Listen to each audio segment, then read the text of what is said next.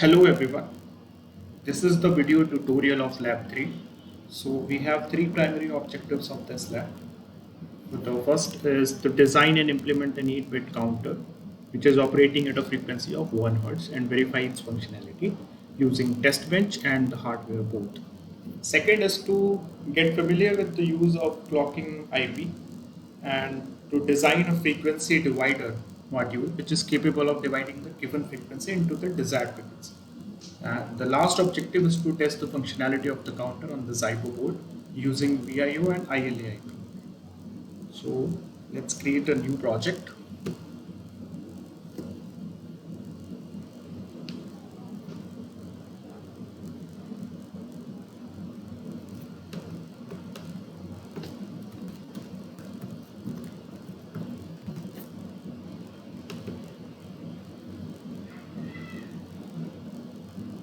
So first create the top module of the counter.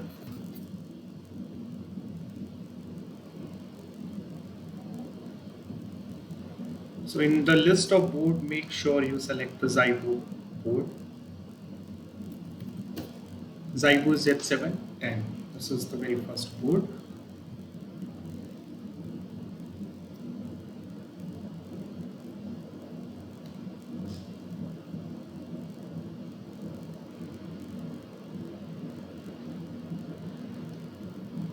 So there are three ports which we need to define in this port list. The very first port is the clock input. So I'm naming it as clock underscore 125M. This subscript 125M is for 125 megahertz, as the incoming clock from the FPGA is of 125 megahertz.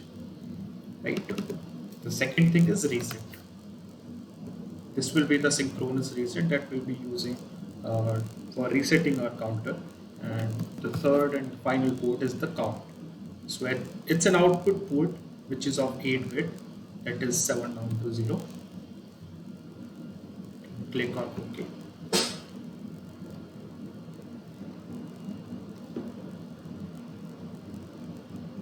Alright, so now we have the top module.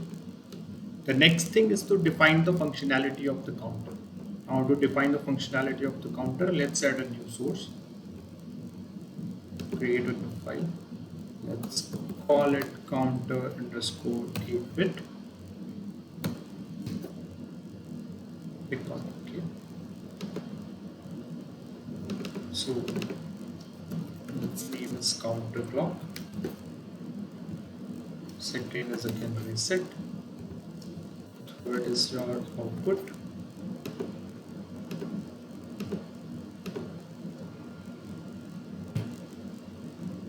Click on OK. Now, meanwhile this is processing, let's look at how to implement a sequential circuit in general. So now this is a high abstract view of how to create a sequential circuit. So a sequential circuit consists of a combinational logic and one memory logic, which we can also call it as a sequential block. So the main aim is of combinational block is to do the computation, arithmetic and logical operations, you can say, and the memory element is to store. It's a whole objective is to store the things, and there is also so the clock input is implicit in this sequential block. So we will be making use of this designing throughout the subject to make any sequential circuit. So there will always be one combinational block, and then there will always be one sequential block. So in this technique only we will be writing code for sequential circuit. So now let's look at how to do that.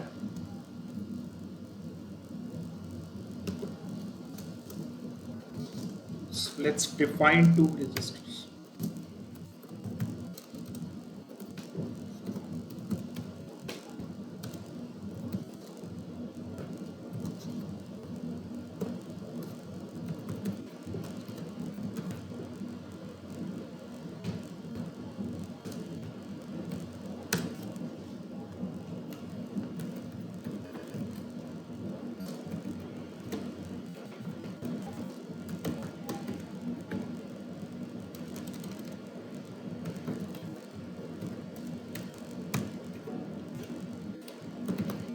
So as you can see, this always block will be getting activated at every positive edge of the clock.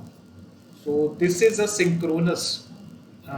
We can say this is a sequential always block. So this will always be activated whenever there is a transition from 0 to 1, right? So there are two conditions. First of all, we have to make a synchronous reset.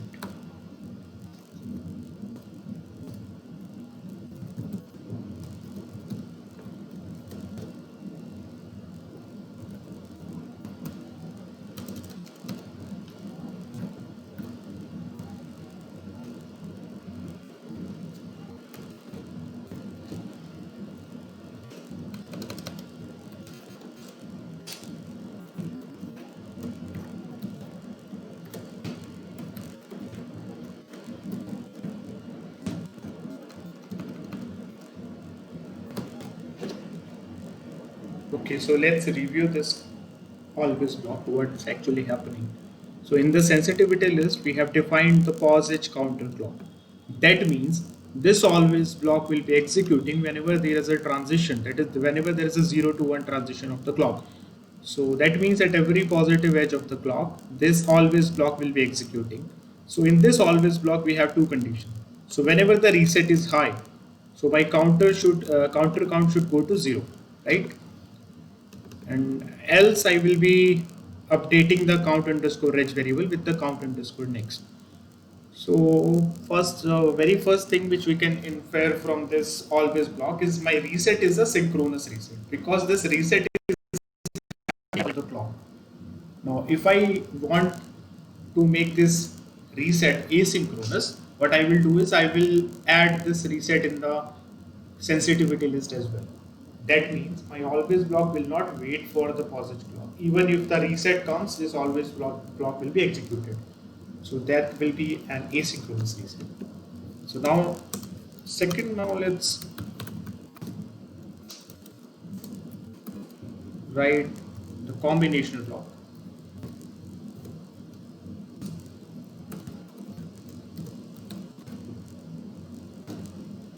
Also, one more thing to note here, that in the sequential block we are using this non-blocking assignment.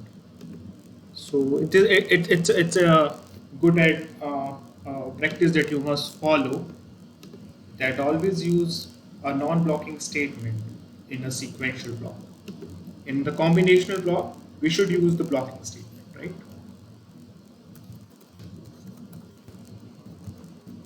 So as you can clearly see, this always block is only doing the computation. What it is doing is it is incrementing the count, right? It is updating the value of count underscore next by incrementing it by 1, right? One more thing is, whenever you are using any variable in the LHS of the in the always block, the variables must be of register types, right? As I have defined it here. So both count underscore reg and count underscore next are of reg type. So now last thing is to assign count. As it is a wire type, I can use the assign statement.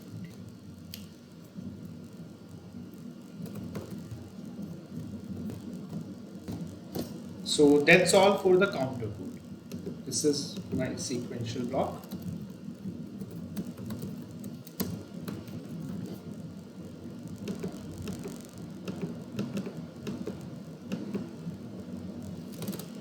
This is the combination.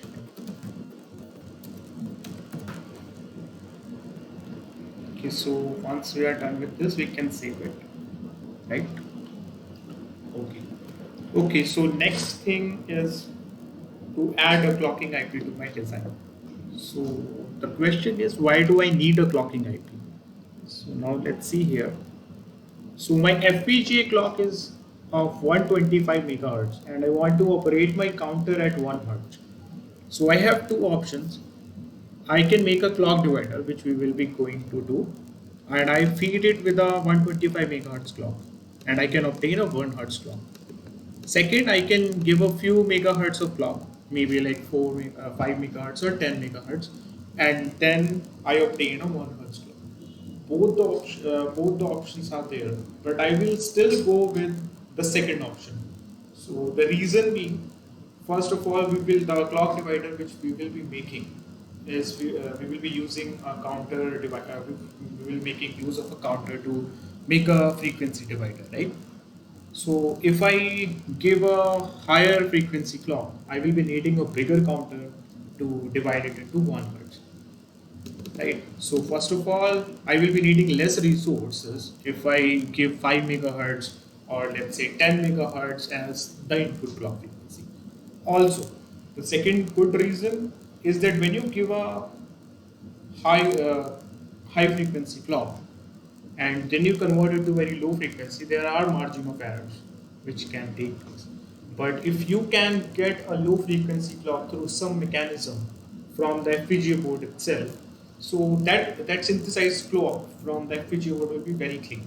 And when I say clean, that means the jitters and skew will be very less, will be well minimized. So the option 2 is always better.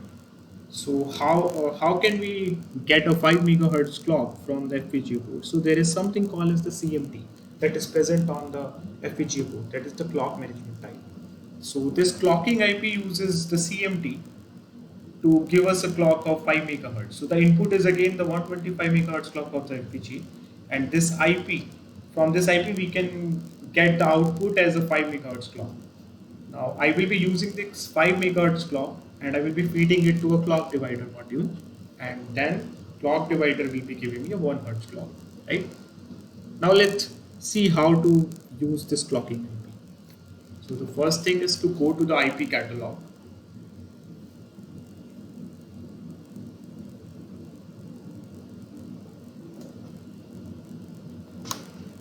Search for clocking.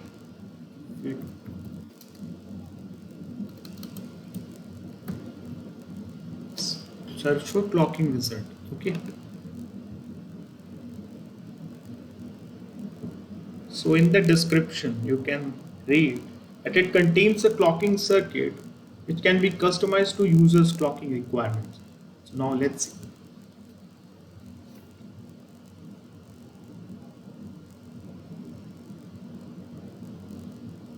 Okay.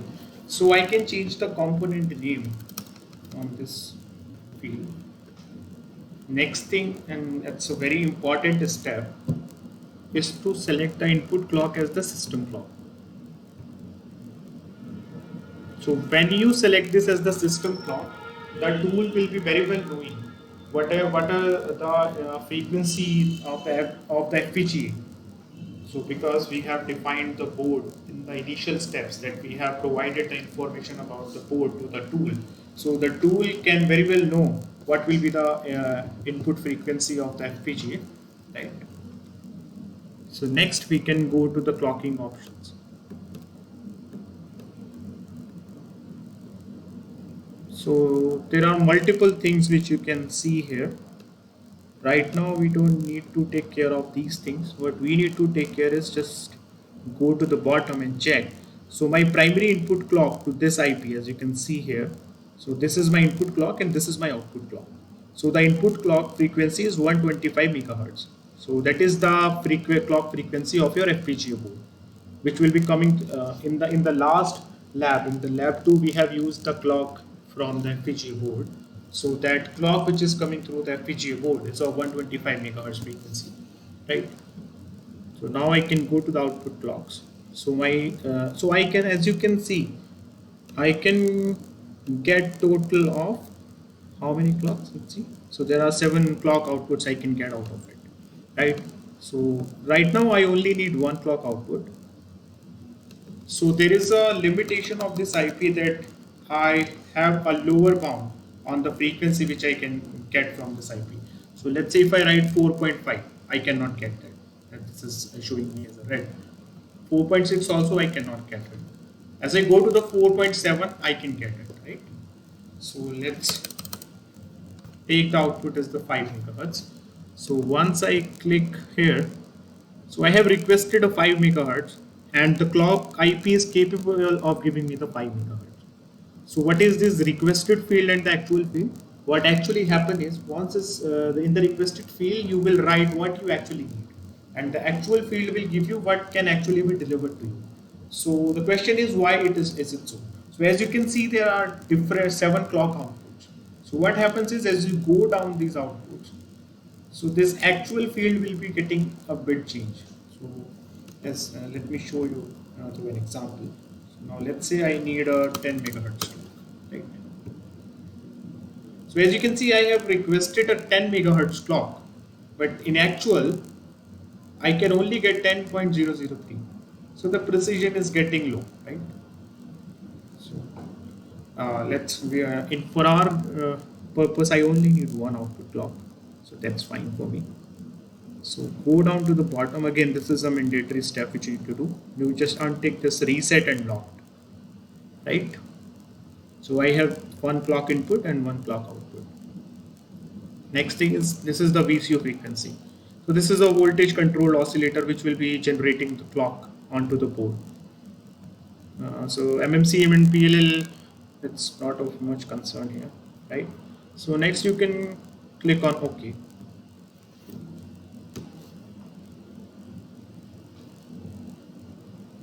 Click on generate.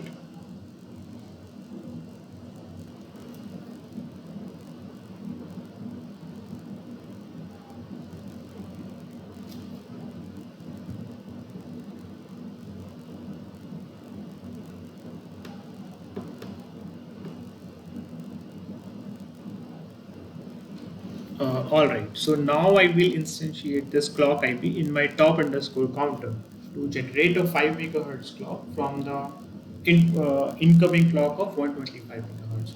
To do so, I need a instantiation template of the clock IP. I can get that in the IP sources from the VEO file.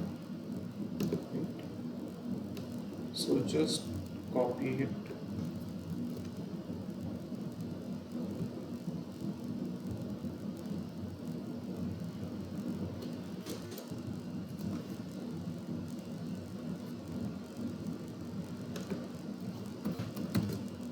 So file clock underscore 5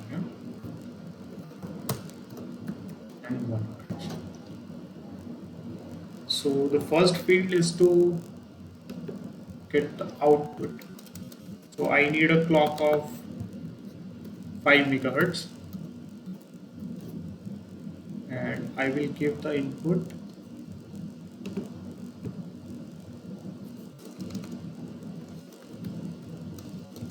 of 125 megahertz, right?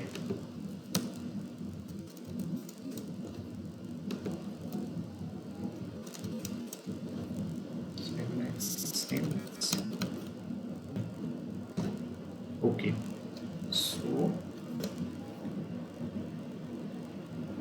So I can see what we have done so far is I have created a top module in which I have provided input as a 125 megahertz clock and I have a 5 megahertz clock from the clock IP. So we have done this step. Till here we have completed. So next thing is I need to make a 1 hertz clock out of it, right? So I need to make a clock divider for that, right? So now let's see how to make a clock divider. Create a new design source.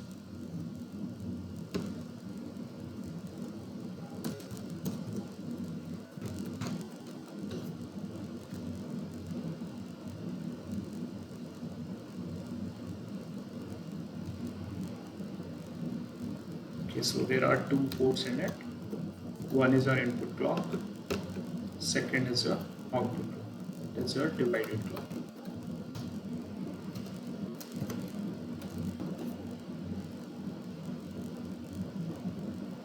Okay, let's click on OK.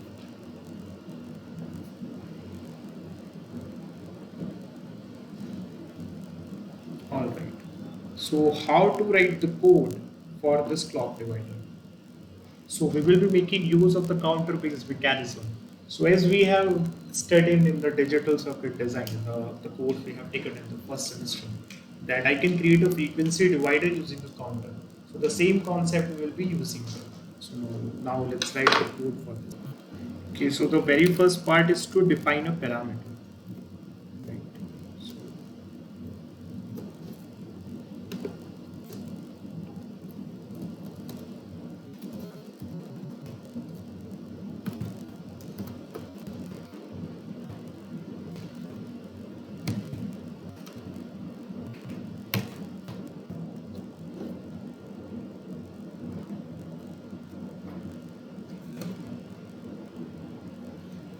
Okay. So why do we need this parameter here? So this clock divider module which we are making needs to be a generic module. And I say generic, that means it should be able to create to divide the given frequency to the desired frequency. That means I should have some mechanism to control this module. So through this div underscore value, I can control this module. So this is the default value which it will be using.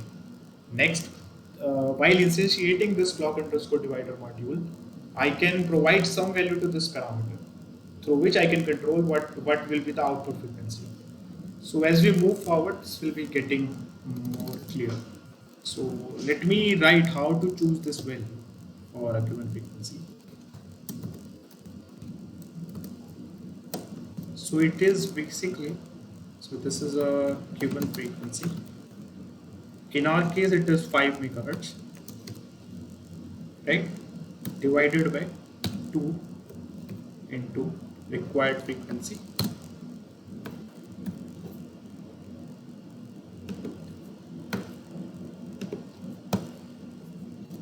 minus 1. So this value can be find out using this form.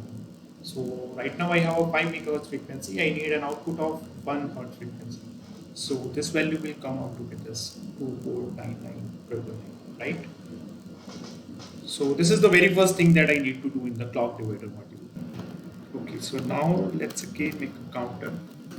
I am taking a register of 32-bit. Count underscore next. Count underscore age. Right. Also, I will be making use of this output port directly in an always block. So I am defining it as a register here. So now for the counter, let's write the first always block, that is my sequential always block.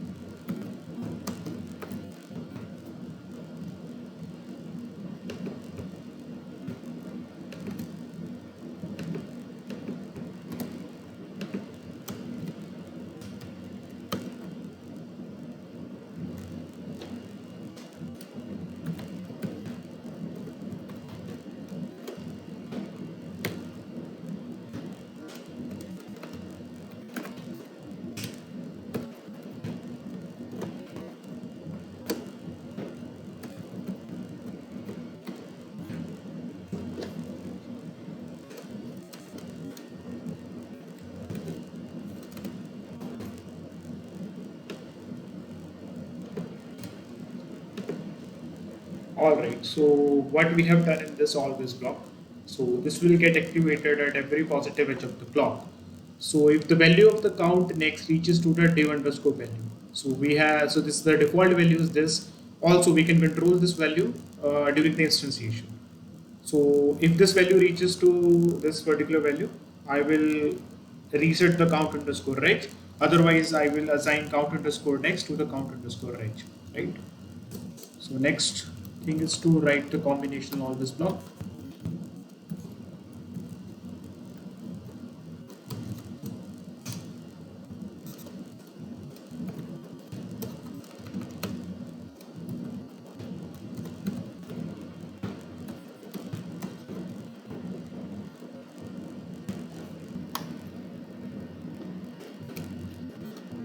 Next, we will write one more sequential always block.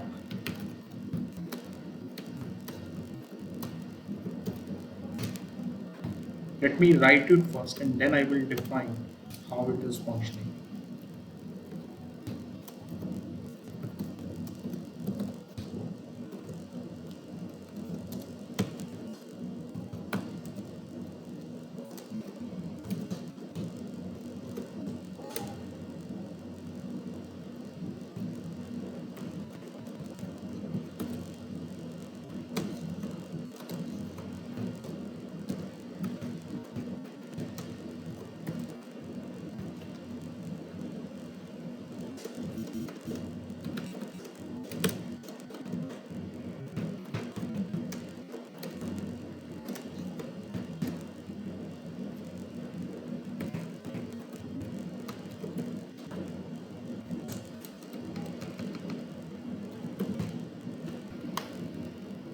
Okay, one more thing you can do is you can initialize this both register values.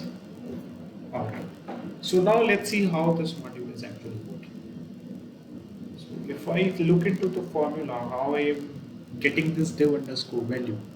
So though I need the 1 hertz frequency, I am dividing it into 2 into 1 hertz.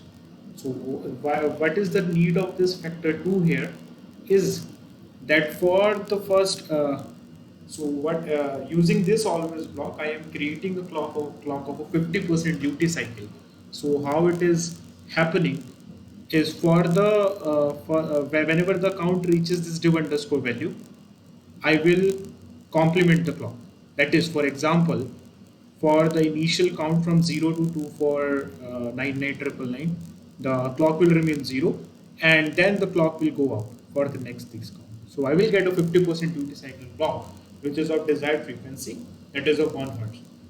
So this factor of 2 here is here only because we need this thing to happen.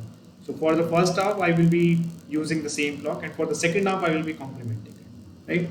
So you can use this formula for creating any frequency for getting a divided frequency of any value for the given frequency.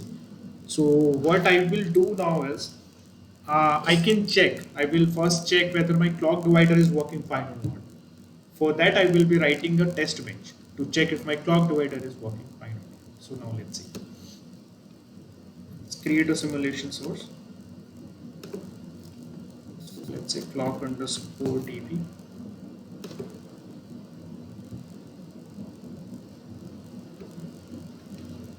So my test bench doesn't contain any input or output port. Alright, let's go to the clock underscore test bench. So first thing is to define the variables. So this is my clock underscore m divided clock. Second thing is to instantiate the module which we want to test. That is my dot clock underscore divider dp1 dot clock underscore n.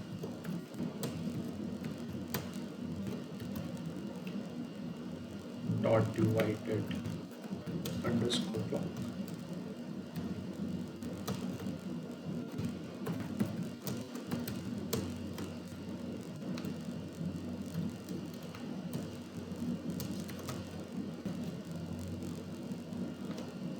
Right.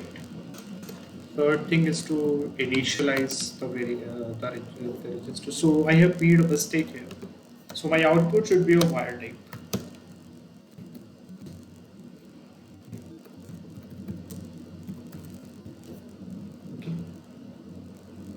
Next thing is to write an initial statement. So first of all, I will be initializing my register variables. So I have only one register variable here, so that's sufficient for me. Next thing is to make a clock. Now I want to give input as a 5 megahertz clock. So to make the 5 megahertz clock, I need a clock period of 200 nanoseconds. So I need to create a clock which have a time period of 200 nanoseconds. To do that, I will make use of the always block.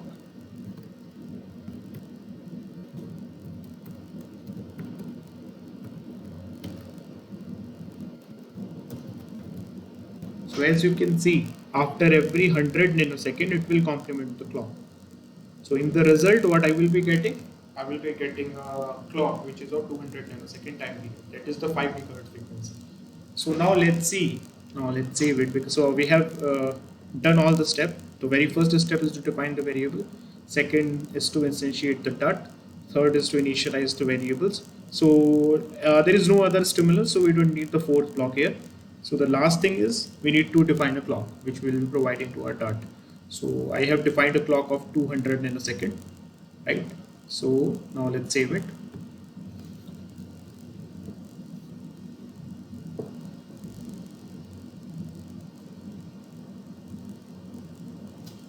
Okay. So as you can see here, this top underscore counter is still the top module here, but I need to simulate clock underscore test bench. So what I will do is I will right click on this and I will make it as a top, right? So now this is the top test bench module and I can run the simulation on it. Let's run the simulation.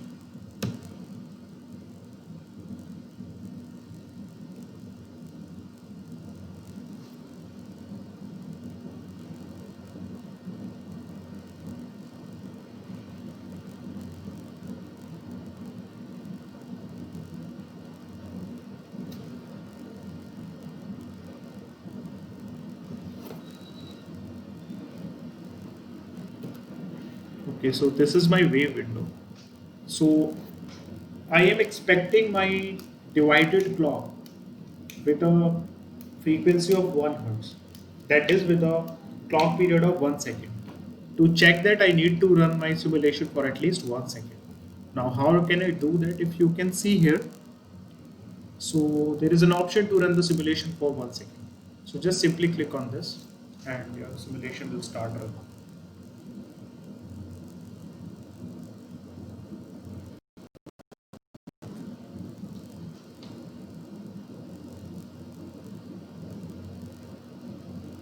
So you can run it for 1 more second to look the waveform with more clarity.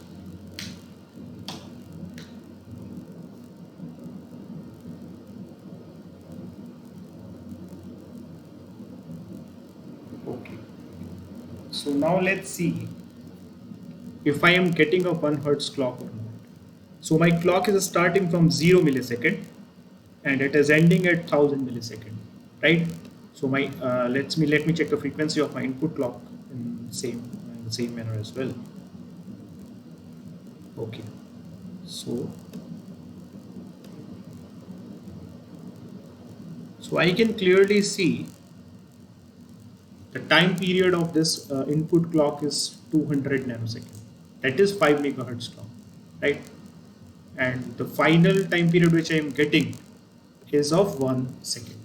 So that means the clock divider module which I have made is working fine.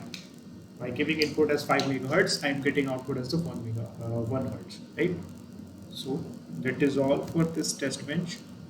So the next thing which we need to do now is to make some changes in the top module. We will be instantiating first the clock divider module, and secondly I will be feeding the output clock from the clock divider module to my counter, on which my counter will be working, right? So let's move on to the top module again and instantiate first the clock divider module. Clock divider, let's say IN2. So the input clock will be of 5 megahertz.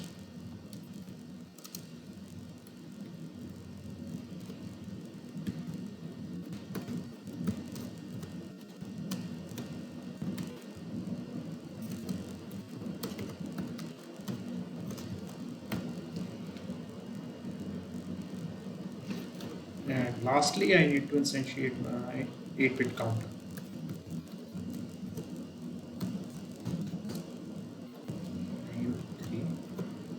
So for the counter clock, I will be providing the 1 hertz clock. I can directly connect the reset of the top module. And I can directly connect the count.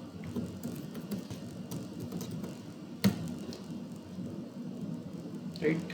So let's save it. So the next thing is to check if my counter is working fine or not. To do so, let's write a test bench for it.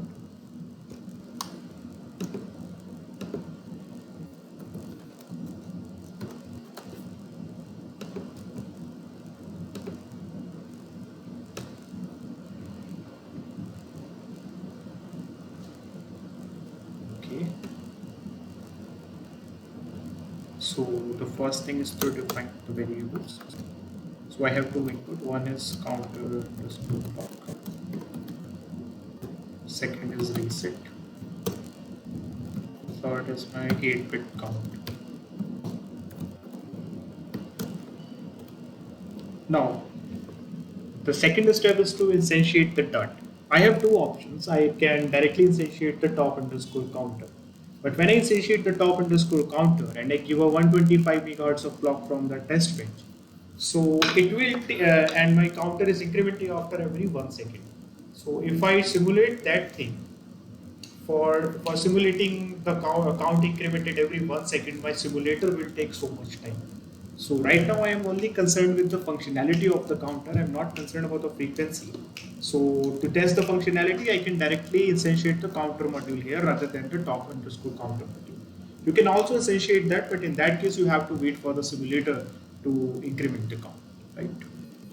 So I am just instantiating the counter underscore 8-bit module. That is also fine.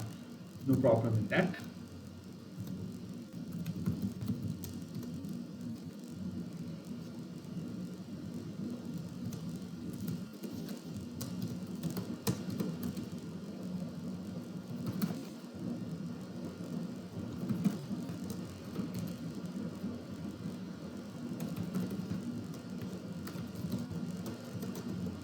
So I have done the second step.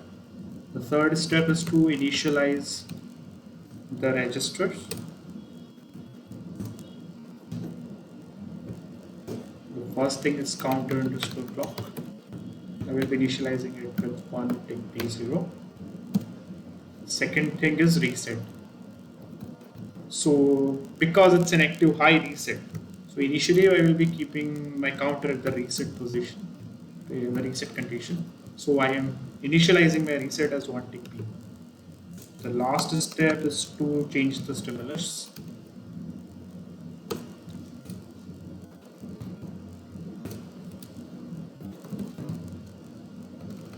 So after 5 nanosecond, reset goes to 1 tick T0, that is reset is deasserted, right? And after 15 nanosecond, again I am putting the reset. And after 5 nanosecond, let's deassert the reset.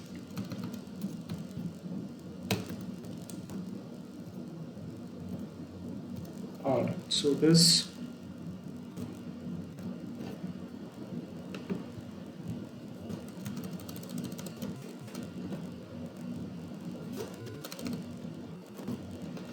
this thing is completed. Only one thing is remaining is to create a clock. To create the clock again, I will use the Norgus clock. Let's say I'm creating the clock of 5 megahertz again. So for that, counter underscore clock will be equals to inverted of counter underscore clock, right? So let's check again if we have completed all the steps. The very first step is to initial. Okay, so I have done a mistake here. So my output will always be a wire. All the input ports will be transferred to registers and the output will remain the wire. So this is the first step. The second step is to instantiate the dot. So I'm instantiating directly the counter underscore 8-bit, not the top underscore counter. So I'm connecting counter underscore clock to the counter underscore clock and rest of the ports similarly. The third thing is to initialize the register variable. So I'm initializing my clock with the 0-bit. The reset, I'm asserting the reset right now. After 5 nanosecond, I will be deasserting it. And again after, that means 15 nanosecond, that is at 55 nanosecond, I am asserting it again. And then after 5 nanosecond, finally I am deasserting it. And my counter clock is of 200 nanosecond. That's fine. Now save it. Okay, again I can see my top module here in the simulation sources is the clock underscore test bench. So I want to make this counter underscore test bench on my top module. So just click it. Alright. So now I can run the simulation.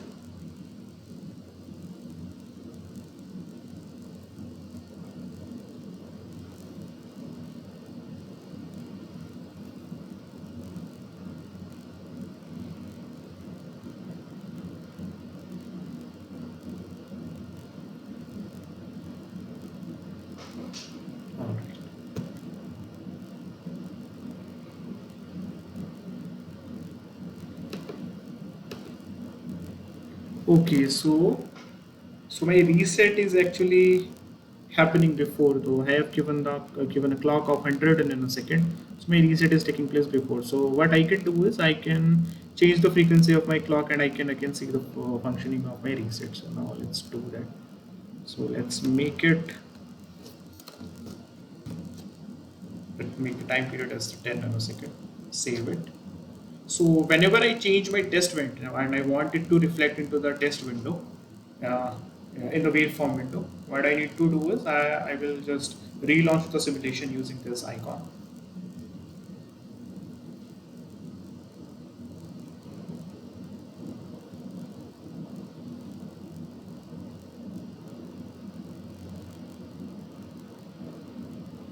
You can also change the duration of the reset. I mean, the timing instant at which you are asserting or deasserting the reset. It's up to you because as we have given a larger time period. Okay. So now let's see this. So very first thing, the reset is happening. Next, so my count is incrementing at this particular time again, reset is happening. So whenever the reset happens, my count goes to 0. Otherwise, let's create it into the unsigned decimal, right? Okay, so I can see that my count is incrementing. It is working fine. The count will go up to 255 and then it will go to 0. You can check it and that's fine. Okay.